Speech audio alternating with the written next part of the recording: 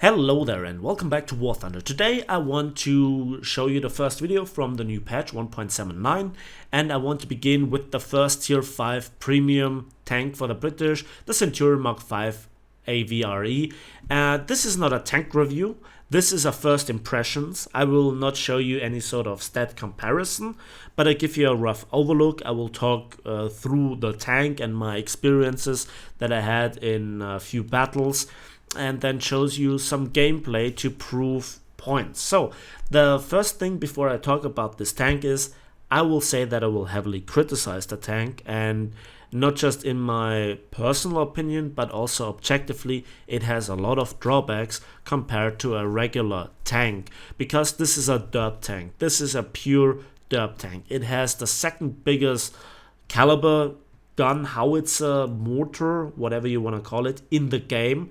And it has a lot of problems that you will also find on the FE405. Now Hash, which is the only ammunition type that this tank will fire, got a bit reworked, so there might be a bit of a change in my opinion to a certain degree. However, I think a lot of things about this tank are set into stone. And in a nutshell, the tank is not worth it. So I want to talk about the tank a few minutes in the hangar and then show you some gameplay. So let's begin. The holy trinity of any tank is the blend between armor protection, mobility or speed, and also then the firepower. And in all three aspects, it has a lot of drawbacks, and it's also the blend that in the end is not very good, unlike for example a Centurion Mk.5 that is probably a tank closest to it. And when you look at it, the Centurion Mk.5 has not the best mobility, but it has still okay-ish armor, and it makes up for it by having a very good 20-pounder with a stabilizer, high rate of fire, and APDS and AP with the post-penetration damage buff since the introduction of the French, so you must not underestimate this tank. And the same goes for the Carnarvon, and we also have the FE4202, the Charioteer, the Tortoise has some problems, I agree to this, but the Stridswagen 81 is just unchallenged. So just to put this into perspective, I think the Centurion Mk.5 AVRE loses a lot of that when it comes to the firepower. It doesn't have a stabilizer, it has a pretty long reload, and it also doesn't have the mobility nor the armor to make up for it, although I will have to lose some words about the armor. First, the mobility. Compared to the Centurion Mk.10 and Mk.3, it's very comparable. It has the very same limited top speed of 35 kilometers an hour, the same reverse speed, but it's a bit slower thanks to the reduced horsepower to ton ratio, thanks to all the add-on stuff. So that brings us then to the armor. We have here all four armor types that you can imagine. First of all, we have simply steel armor plating, then we have spaced armor, then we also have AVRE, and then we have even composite side skirts, and they can save you. So the spaced armor is actually pretty thick with 70 millimeters, and then there is 76 millimeters at a hefty angle behind that, even more protected with some AVRE plates. And also on the side we have those composite side skirts on both sides, and again the turret has a lot of AVRE platings. So a few things about the AVRE platings. They are a one-trick pony. When somebody shoots them with HE or heat or hash, then they will disappear after the first hit. They will absorb, I think, nearly all of the damage and are a great help. But you rarely get shot with heat. And even if somebody shoots you with heat, what does prevent him from aiming for the non-protected parts? This part here, the lower glacis, the gun mantle, and certain parts of the turret. Nothing protects it. And it also can hit the gun, and that is really painful for you, because then the repair time, when the gun breech gets hit, then it also abandons the reload, which is pretty long. And yeah, overall the tank is still pretty fragile versus bombs, near bomb hits, rockets, hell, even machine gun fire from the top if you face the wrong enemies. The bulldozer plate protects you quite a bit additionally, but again, nobody prevents you from aiming here with a normal armor piercing or armor piercing high explosive shell. And while the side skirts protect your crew compartment from the side versus SPA against the normal anti-tank shell, APHE, they will not do a lot. And this part here is practically unarmored with just 50 millimeters, quote unquote just 50, the turret being exposed, the cupola. So the armor is not good, the mobility is not good, and the gun handling is okay-ish overall, but the reload is long. Which kind of ammunition do you get? Well, you get the L33A1, and that's the only ammunition type it's hash. And while the post-penetration damage effect is good, very often you could one-shot the same tank with a Sherman gun, 76mm gun, or a 20-pounder with ease, and have a faster reload and better gun handling even. But the most outstanding two things about this ammunition type is, first of all, it actually increases now its amounts of penetration at angle, but it's so difficult to aim, even at short distances, because the muzzle velocity is 259 meters per second. That is just awful. That is really, really awful. Hell, even a KV2, sometimes I really got the feeling that even a Sturmpanzer can easily aim better. And then we have the X-ray. We have here ready racks. So 8 here with 1 in the breech, and 4 here, 12 ready shells in total. The rest you can take out despite the impressive ammunition amount of 53. You have some smoke launchers, so 2 launches of smoke, 2 machine guns, and you can do nothing between the reloads. And if the reload gets longer because you lose crew, because your gun breech got hit, that really hurts. Stay with your teammates, let them support you. You have no real heavy machine gun or even 20mm coaxial to deal with anything or to do damage to them while you reload. The tank is subjectively not worth it, and objectively it has too many drawbacks to justify the purchase. As I might have said in the beginning, do yourself a favor for the $50-60 that this tank costs in the bundle. Get yourself 10,000 golden eagles and talisman 4 of your British tanks, and you have more from that. So that's my kind of quick review in the hangar. Let's get on with it with some footage. So first scene is here on Kursk, one of my favorite maps throughout War Thunder for the majority of tanks. Not in this one though. There is a Jagdpanther on the open field, and yeah, this is how you aim. My driver gets knocked out and the shell... actually the aim was not that terrible, but I was on a slight slope and it just was awful. And now I get just... damage from the front down to 2 crew members. There is not much that I can do. Get set on fire and finished off by a T-44 through a shot into the cupola. So much fun indeed. Don't get me wrong, that was actually a pretty good shot by the T-44, but I was doomed anyway. There were multiple tanks shooting at me. Now this is now an Emperor's Garden, and that was a Tiger II. Good stuff right there. Very good. So, yeah, we can kill Tiger IIs from the side. That's a very unique feature for a tank. Not really.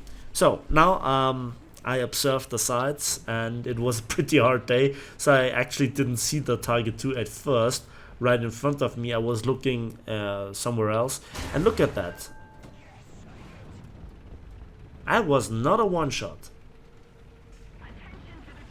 So I think the change to the Tiger II's ammo rack actually benefits it when facing this tank. So I have to reload another shell, which takes me quite some seconds, and then we finish him off. So now I try to go deeper behind into the enemy lines, if that makes sense, if that was even English, and we'll see if we can surprise some of the tanks from behind. But before I can react, I get penetrated by a long 88, not just killing my gunner but also damaging my gun breech, and eventually that was sealing my doom. Now what I wanted to show you here is the tank is not idiot proof, which I'm a very good tester for. But honestly, in the Centurion Mk.5 I might have survived that scene, and I'm down to 3 crew members, long repair time, no support from my team, so I overextended. Clearly I might just have gotten a kill on that tank if I wouldn't have looked into the wrong direction. Next scene up is quite interesting, and it is this one. There is a Walker Bulldog, I see him, he wants to retreat, and my shell actually bounces, explodes behind the tank, sets his engine on fire and kills 2 out of the 4 crew. I need to reload to finish him off. So I need to stick around for quite a long time. So I want to reload, I carefully aim. And I shoot. And I kill him. And at the same time I get set on fire by hitting the engine. And that actually seals my deal. So yeah, having to put 2 shots into a Walker Bulldog is always fun. Now the following scene is a scene where everything went bad, and it was very long, very exhausting, and how it played out, but I just want to share it with you to just point out the drawbacks of this tank. It was one of the first battles that I played. I wanted to hardcore test this tank going straight in. Now already a lot of people will just have bad opinions about my first impressions on this tank, but honestly the tank can do the one-shots. That's probably not the problem. The problem is what comes afterwards. Perfect example here, the long reload. There is an Mk.5 M47 behind me, and I just want to wait for the reload to probably finish him off, to help my team member, and just a split second before I reload the shell, my loader gets hit and I get completely reset, and in fact I have a long reload. Now I have a 40-50 second reload despite having 4 crew members, and I cannot switch the shell type to let the loader reload faster, like for instance in a KV2 or hell even in a Sturmpanzer or in so many other tanks with a long reload where there's just one loader. And I just wanted to reload here for finishing off the Mk.5 M47, but a T29 did it for me, and now I want to turn around, and for some bizarre reason I survived here that shot by the T44 122, and the shell explodes in mid-air. Let's watch that again. So the shell hits some spaced armor on the side of the tank and tracks him and demolates the gun barrel, but that's all, and it couldn't penetrate the 80mm of side armor. Then I receive another hit into the turret by the Panther. I think he might shoot with a PCR, don't ask me, and that reload, it's just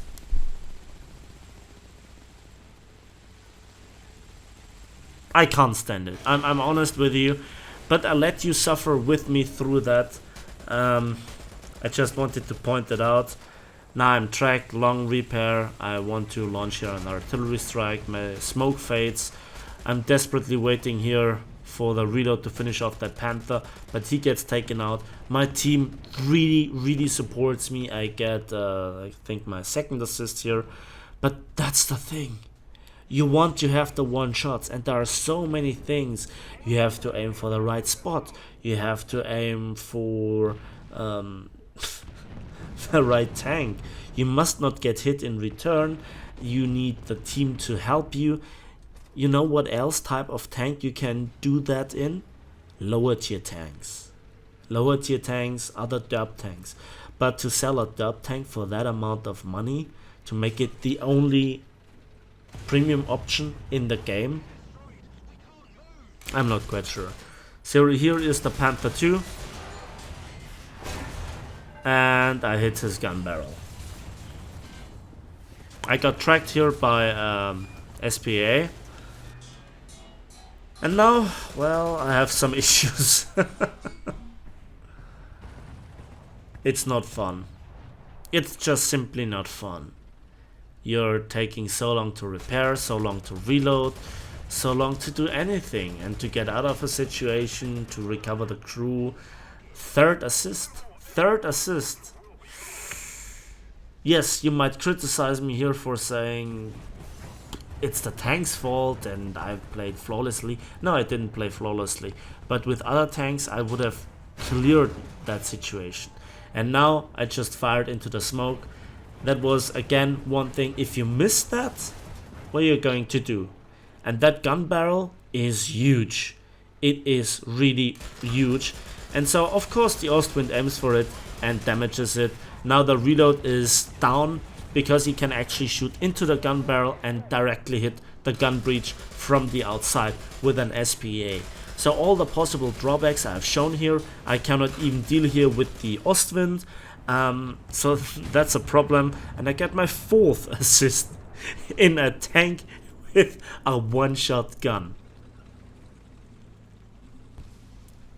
Say what you want, but that's the overall thing that I got from this tank. Now let's have a look at a battle where I actually got 4 kills. Surprise, surprise, it's another battle on the Stalingrad map, and I got myself into a nice ambush position.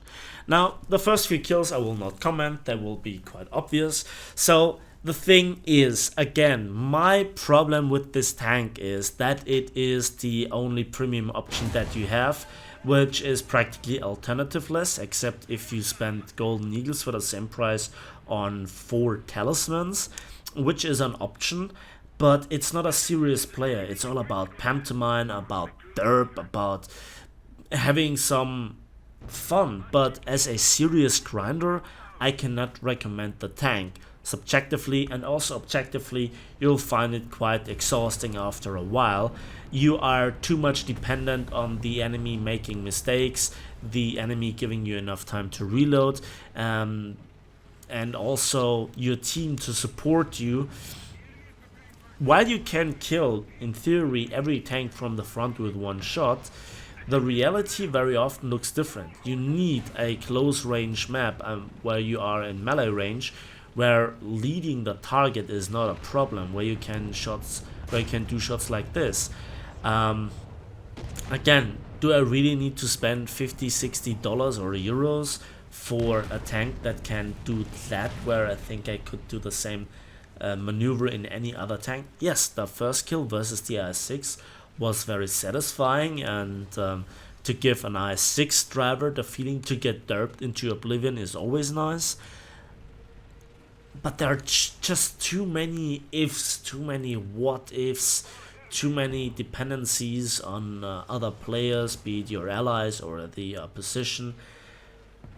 It's not a tank that I can really go in and feel comfortable. I need to stay back, I need to learn ambush, I then need to relocate or retreat, and I need to rely on armor that is far from faultless. Don't get me wrong, the tank is not unusable, but it's not a tank that I would recommend. I would probably make a tank review on it if it would be a, well, tech tree version. But for a premium, I think it's not worth it. I think to give the Centurion Mk.5 even a bonus with the talisman is not just cheaper, but also more efficient, and both have the same battle rating. So that was so far the best battle. Very often I just couldn't get off the first shot even.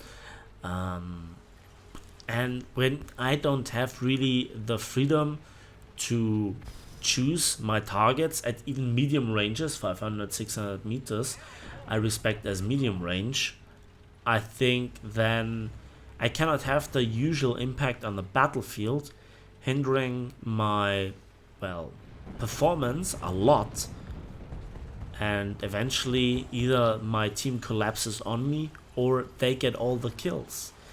So the line that you can drive on with this tank to have very successful battles is very small. again, remember on course, you cannot really engage enemies at long ranges. You cannot engage multiple enemies at once. Your armor is not the best, your mobility is not the best. You're limited to just one ammunition type. You don't have a backup secondary weapon, which would be really helpful. And sometimes even that one-shot gun doesn't work. If you're a perfect player, I probably think you're not watching my videos, except if you really want to hate on me in the comment section. But jokes aside, which is a bit of reality for me, the tank needs to rely on enemies not watching him to finish off already crippled enemies, vulturing around, ambushing around. It's just not my playstyle. So I have here a subjective opinion, but even if you look at the stats yourself, if you do a test drive, yeah, do that. You know, without owning this tank, you can do a test drive and just have a look at it, how it behaves, and then decide yourself if you want to have this tank. I'd say it's a fun tank for a few battles. Yes, you can improve on the playstyle. Yes, you can train it and just make probably the perfect battle, but it's so much less likely than with the majority of other tanks throughout the other nations and at that battle rating and even within the British tech tree. So that's actually my verdict on the tank. It's not worth it. That's the simple verdict. Now, if you disagree, let me know why you think the tank is worth the price. Is it because it's looking novel, because of the derp, because, well, whatever you want to say. Again, another Tiger 2 here, cutting his turret, giving me the broadside, not reacting to my presence, and I can one-shot him for the 4th kill. So I will get killed soon afterwards. That's it for me today, so thanks for watching. Thanks for listening. I hope you enjoyed this video. Give it a like if you did, subscribe if you want to see more, and we'll see each other on the battlefields of War Thunder.